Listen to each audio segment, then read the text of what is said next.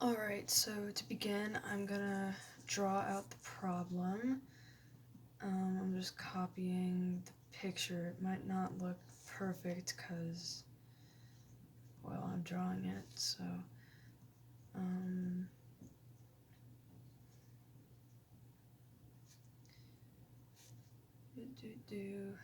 not gonna draw the whole thing out though. We're just gonna go straight into the stepwise function.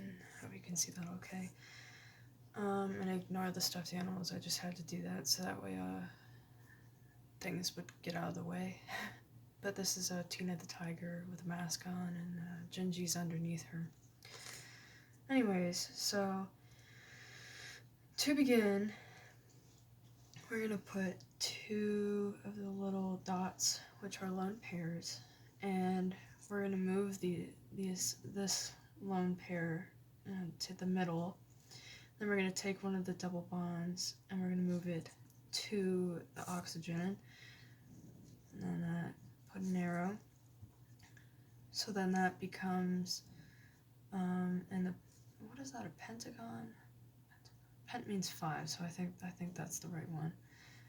And the N from over here, this N, the nitrogen, but then the H also follows, and we put that right there.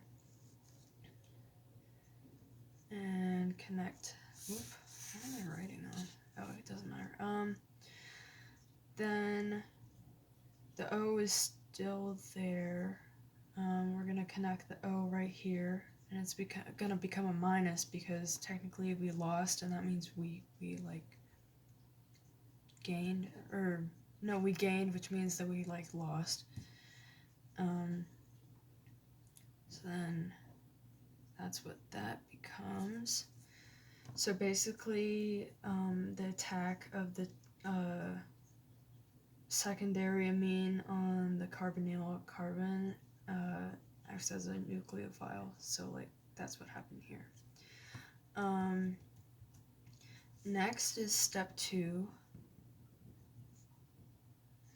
and that's the intermolecular proton transfer. So basically what happens here is that then gotta draw another. I'm really bad at drawing that.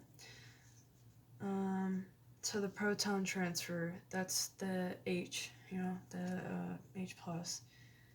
And we're gonna keep the N. This doesn't really look like it. That's fine. So it goes to the. So this O goes, or this H, the H goes to the O and becomes OH. And we keep that stuff there. And then there's a step 3, which I'm pretty sure is the last step, which is the dehydration of the alcohol, like the E1 reaction. So we have a few more steps here. I mean, it's like a step 3, so I guess I'll put step 3 here.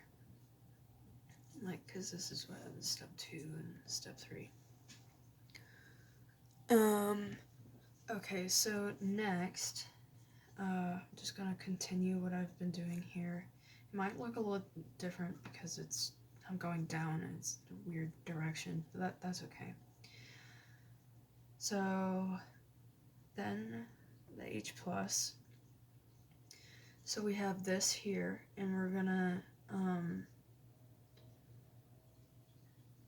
add another H plus, and then we're gonna still have the same old pentagon shape. Oh no, well, it's okay.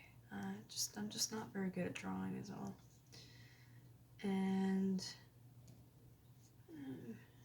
it's okay.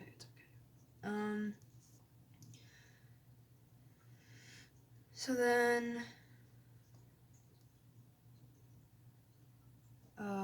the O is here, but then it's gonna be a plus because then there's gonna be 2 H's coming off because of the H plus and then the H that was there before. And we're just gonna have these here still. And since, I mean, that's H2O, so we're just gonna say like like this over here is H2O. We're going to do another arrow, and basically what that becomes, because it's water, draw another pentagon again.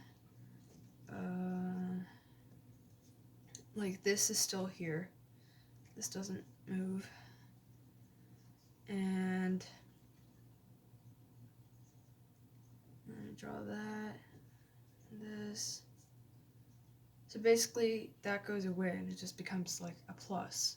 So then basically what happens to that plus is that becomes a bond like right here. So this is the final product from this to this down here. But I'll draw the final product. Again with these pentagons. Wouldn't take them super seriously because I'm just not very good at drawing. So again, this is the final product. From the first step, we had, just like to recap, we had the attack on the secondary amine on the carbonyl carbon as a nucleophile. And then we had a proton transfer. And then we had the dehydration of the alcohol reaction, which is an E1 reaction. So here it all is. Yep.